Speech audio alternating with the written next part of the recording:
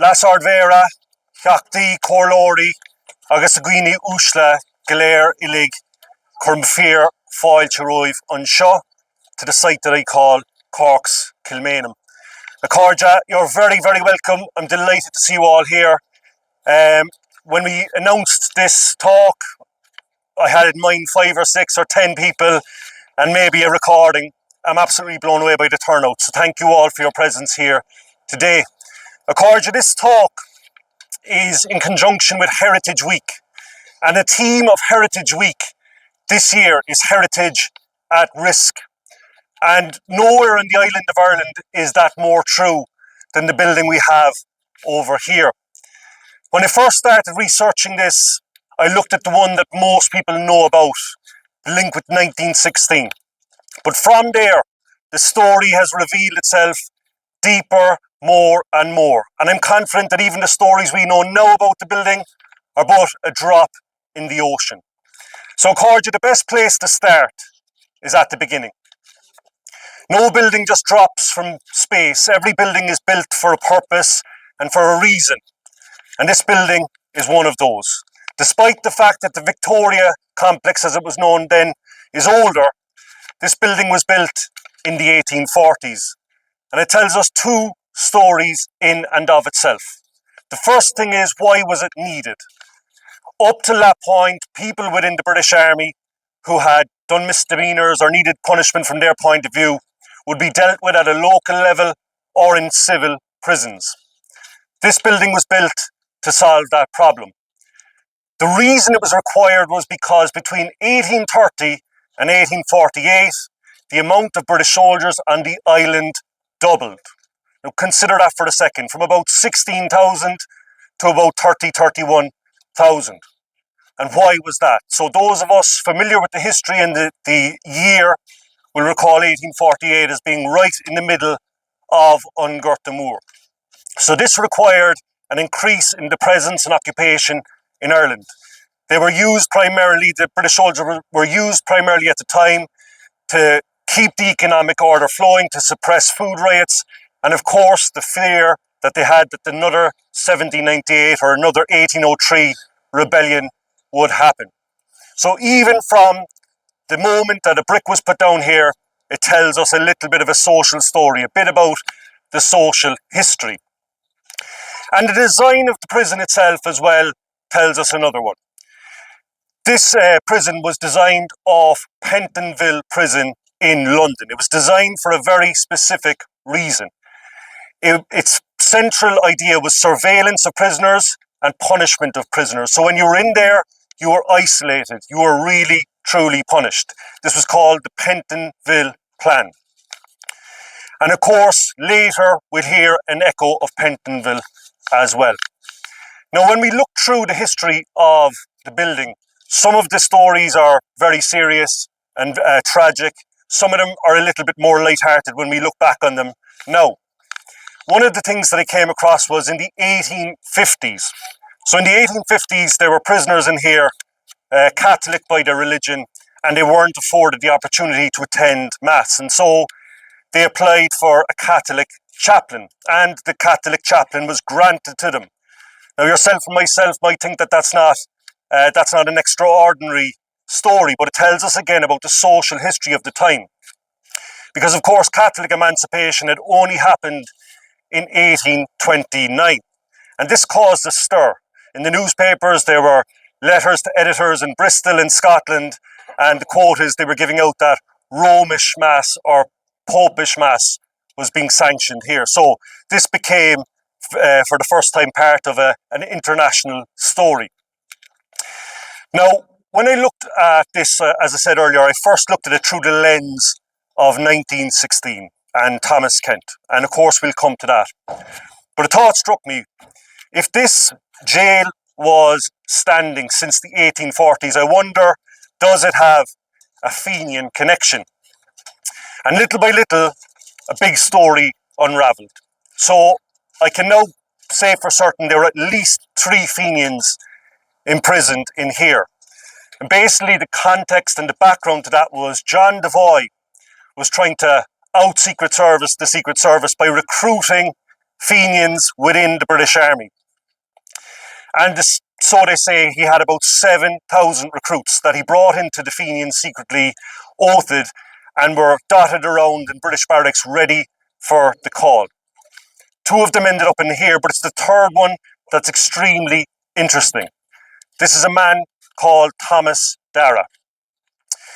Tomás Dara was arrested in England. He was from Kilmainham originally, and his plot, I think he had recruited up to 500. He was caught out, if you like, and instantly brought all the way back here for court-martial. Now, the court-martial actually went on for a lengthy period of time. But in the end, he was found guilty on the word of an informer called Warner. That rhymes. But as far as I can tell, this was the first time a man was sentenced to execution within the prison here. But the reason Tomás Dara's story is so important is because he was not executed here. His sentence was commuted to life overseas in Western Australia. And he ends up going to Pentonville first and then to Fremantle Jail in Western Australia.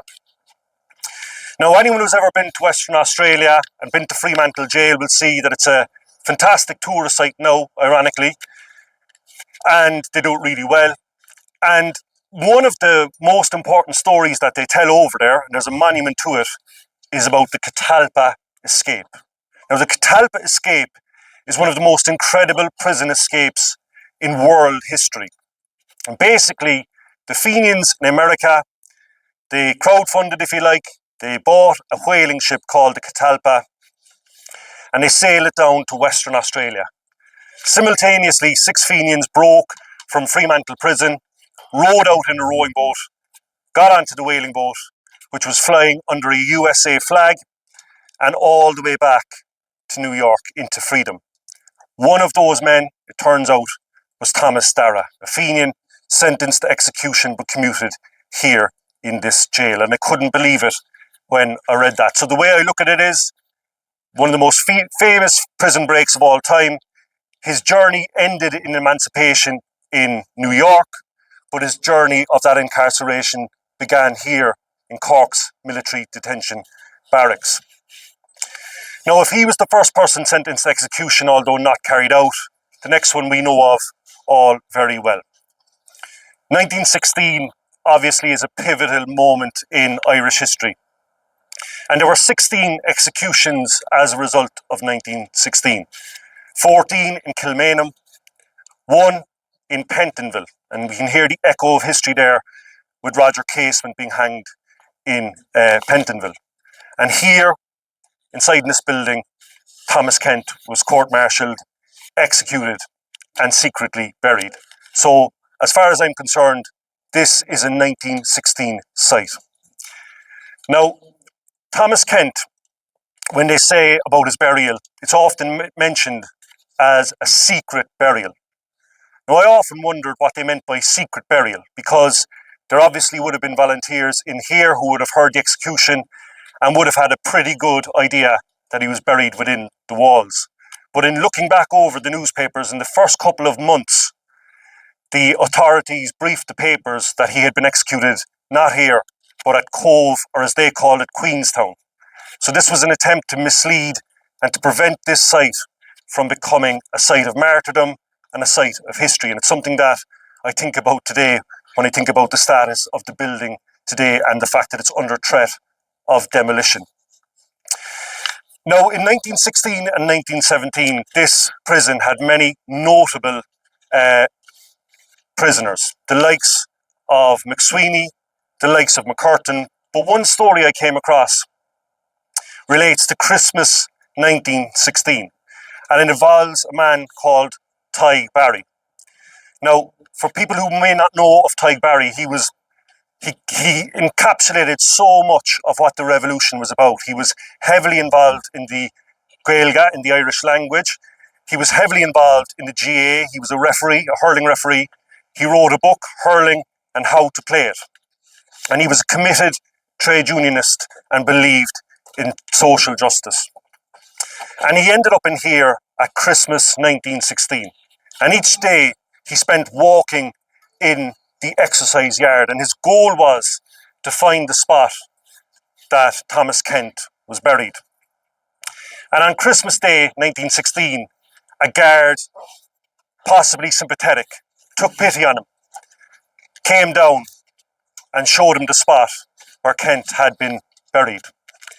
He marked the spot, but not only that, he recorded it in a poem. So in 1921, this poem was published.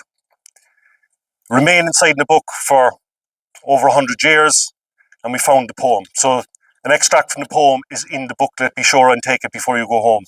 But it captures in words this incredibly powerful moment where Ty Barry, walking around the prison exercise yard, discovers the site of execution of Thomas Kent. And this echoes later because, of course, that site was then preserved, recorded, and subsequently led to Thomas Kent being brought home to Castlelyons all those years later. Now, I mentioned Tomás McCurtain and Terence MacSwiney. So they were up here in 1916 and 1917 on a number of occasions. One of those is remarkable because they were marched from this gate under guard through the city down to the lower road and, as they call it, deported to Britain. And of course, when we look back at it now, we know within that group was two future Lord Mayors, Ard Vera. But that's only a drop in the ocean in terms of the building's connection to those names. So outside the building at this stage, we know the general election of 1918 returns what becomes the first Dáil, Céad Dáil Éireann, and the conflict begins. And in Cork, the Cork Corporation, as it was then, the City Council, now pledges its allegiance to the Irish Republic. Tomás McCurtain comes to the forefront of that. We know he was martyred in Blackpool, and Terence MacSwiney steps into the breach, knowing full well what lies ahead. Now, a remarkable thing happens on the 12th of August 1920, and I want to talk you through the sequence of events of the week and show you how important this building is to that story. So on the 12th of August 1920, MacSwiney is arrested along with 10 others in Halla Cahir Kirky, Cork City Hall. And there's an element of the story that doesn't get told very often, but I think it's a really important part of the story. So yes, they're looking for the Ard Vera. Yes, they're looking for Lord Mayor MacSwiney. But there's another motivation for the raid on the City Hall that day. Because within the City Hall, there's a Republican court in operation. So basically, the Republican courts had been set up by Dáil Éireann. They were separate to the British legal system. They were operated on parish basis. You didn't need to be a legal eagle to be a judge. You just had to be a person in good standing in the community and appointed by Austin Stack. And sometimes when we look back on the Dáil courts or the Republican courts, it can be said that they only dealt with small, minor matters. But on this day, on the 12th of August 1920, there was a court case proceeding inside the Republican court in the City Hall, which involved the largest insurance company in England. They had taken a case into the Republican courts voluntarily. So this tells us that in order to get your business done in Cork at the time, you had to go through a court that recognised Dáil Éireann. And of course, this sets alarm bells ringing for the British government. So I believe this is a large part of the reason why it was raided that particular day. So MacSwiney is arrested in the City Hall along with 10 others. They step out into the outside, and immediately he's asked, "What are we going to do now?" And his answer is hunger strike. Now, he gets brought up here on the 12th of August through those gates over there. And as he's checking his things in, as they do there was a Sergeant Bailey inside who asks him to hand over his personal effects. MacSwiney refuses. He asks for the chain. MacSwiney refuses to part with the chain of the city. This is an extremely powerful and poignant moment, and according to Dave Hannigan's book, according to the court martial on the 16th, and according to the British newspaper archives, he spends the first night of his hunger strike, the first night of 74 nights, in this jail, in a cell, wearing the chain of our city. Such an incredibly powerful moment. Now, MacSwiney, along with the 10 others, are in here for the night. The next day, MacSwiney is brought on the 13th down to Cork jail. Now, there's often a lot of confusion as to which jail is which. He's brought down on the 13th.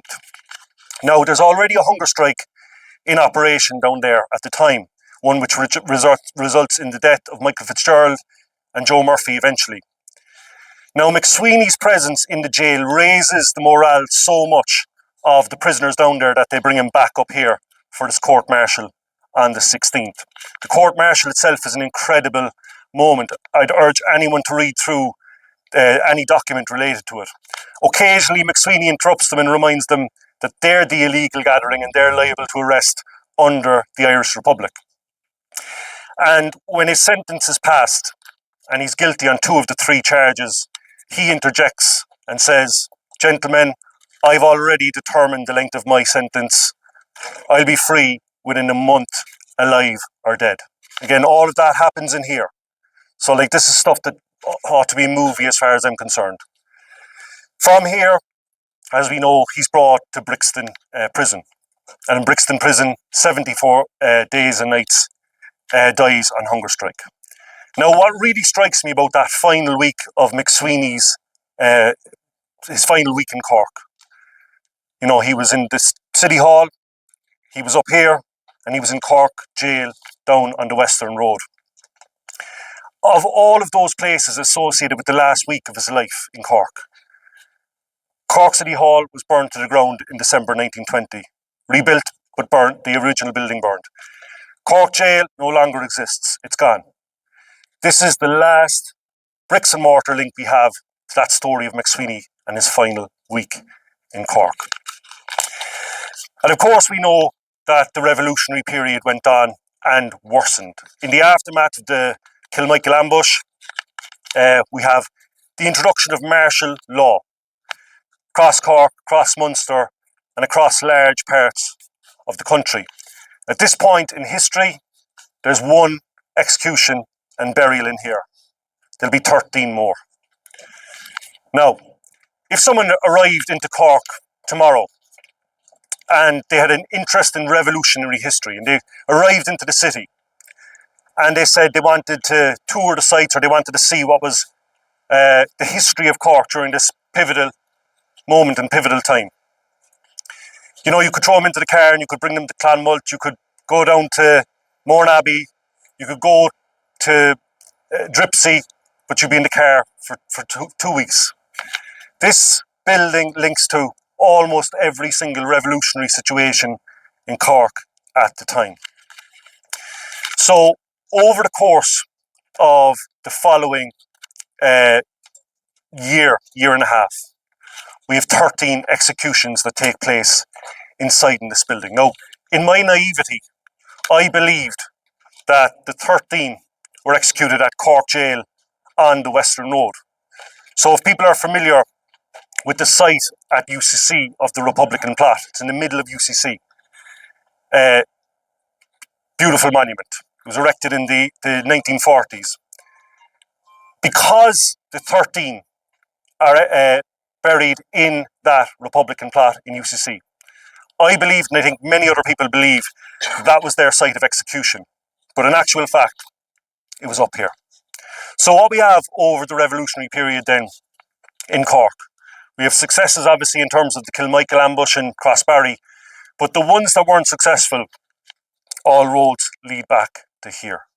So I won't go over the ambushes, but Dripsy, Mourne, and we have 2 individual ones as well.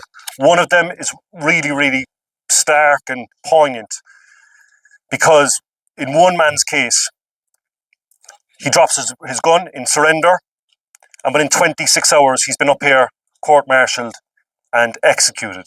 And subsequently, his execution was used as an example in court for when Erskine Childers was executed later. Now, Corja, many of the headlines around this site revolve around men. But of course, women were half of the movement as well, and more so, some will say. So there's a really curious case that happens around the Ballycannon boys. So for people who may not know, Ballycannon was a disaster from the Republican perspective. They were betrayed by an informer and killed probably after surrender at Kerry Pike. And their bodies were brought back here to the barracks. But where it really enters into drama, if you like, is that there was an investigation into who the informer might have been. And they settled on a man called Patrick Cruxy Connors, or Patrick Cruxy O'Connor. And again, this will bring us to an international link. So they decided that they would have to take out Cruxy Connors. Cruxy Connors had been taken into protective custody in here for his own safety. And Common Man were tasked with carrying out the job. So one of the Common Man members ended up here, dressed as Cruxy Connors' mother, entered into the barracks with food laced with poison and handed it in. But within 10 minutes, Cruxy Connors' real mother had arrived on the scene, and this cancelled the operation. But for people who know the story of Cruxy Connors, it gets even more unbelievable. He went to England first of all. He was followed over there by Cork Volunteers. He ended up going to America, and again, he was followed. And it subsequently led to the second attempt on his life in Central Park, one that's mentioned in a famous book. Incredibly, he survived and ended up in Canada. But again, an international link, and something that, while it ends probably in New York and there's drama, the drama started up here. Now, Corja, obviously then the truce comes around. Now, the interesting thing about it is, at this point of the truce, there's been 14 executions in this site. One from 1916, 13 during the revolutionary period. And we might imagine that at that point, immediately anyone under threat of execution, that stops. But that was not the case. There were still 6 volunteers in here that were under threat of execution. Now, the problem for the British authorities was they would no longer be able to bring them from here down to Cork Jail following execution as they had during the revolutionary period, because of course during the truce they didn't have control over the city streets.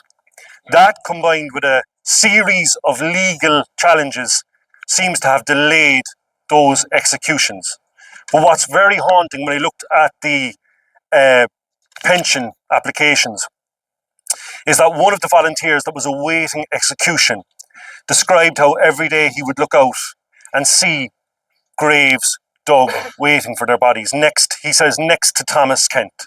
So at one stage they actually had dug graves inside in the execution yard here for those men.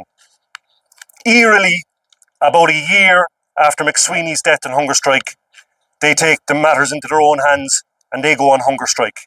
And within a week or two, they win their battle. They're no longer under threat of execution. But that's a really poignant image. You know, we have 14 executions here.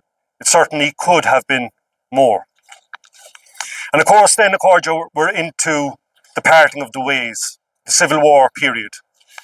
Now, there's one extremely striking moment in regards to the Civil War and this site.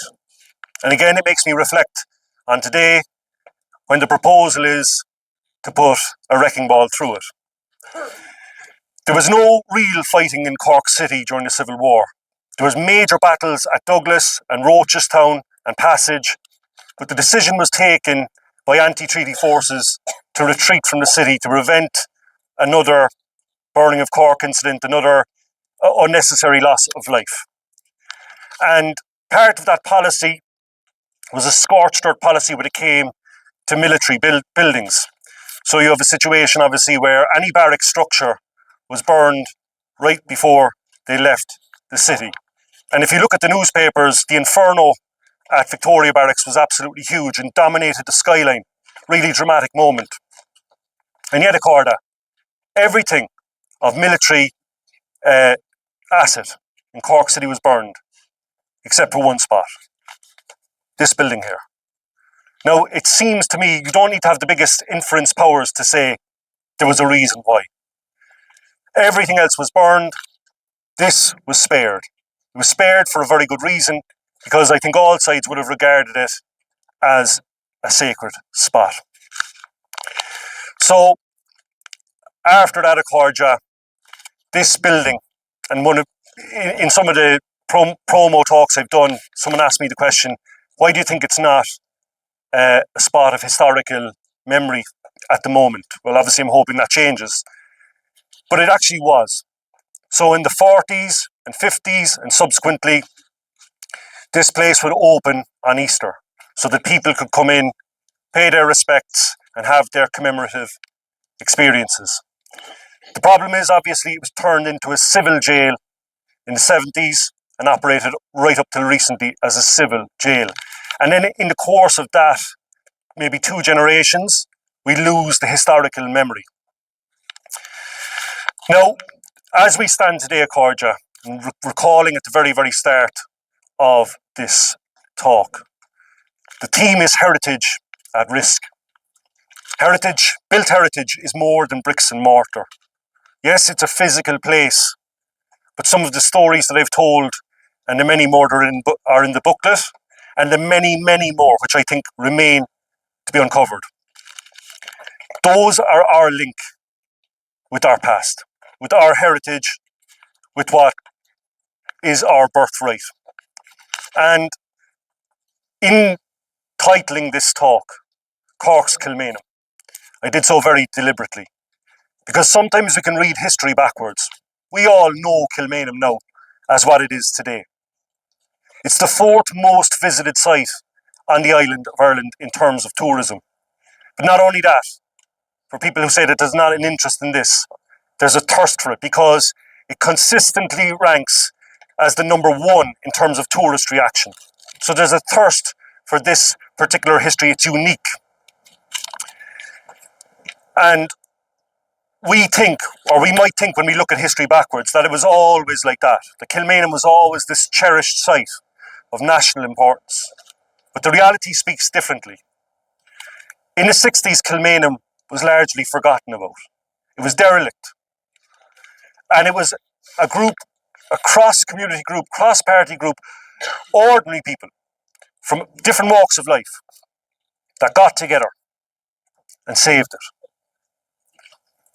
They turned that into a site of learning, a site of national monument, a site of tourism, yes, but most importantly, they preserved that link that we have with our past history. For me, Accordia, when I look forward into the future, there's no reason why we shouldn't have something similar in Cork. Something that tells the story of the society outside of the building through the eyes of the building itself. A building that tells the history of Ireland, Cork, Munster, Ireland, in front of it, through the people who passed through it. A building that tells our international links with Fremantle, New York, Pentonville in London, and perhaps a community space, much like exists in Ballincollig, where the old barracks, many of them are now in community use. Something immensely positive that could come from this. So I ask ourselves, Accordia, the current proposal for the building is to knock it. Do we want to see a wrecking ball go through the cell where Terence MacSwiney spent his first night on hunger strike wearing the chain of the city? Do we want to see building over the exercise yard where 14, including a 1916 martyr, breathed their last breath? For me, Accordia, there's a much better, more positive vision, and I think it's incumbent on everyone, from every background, to do whatever they can to make that happen.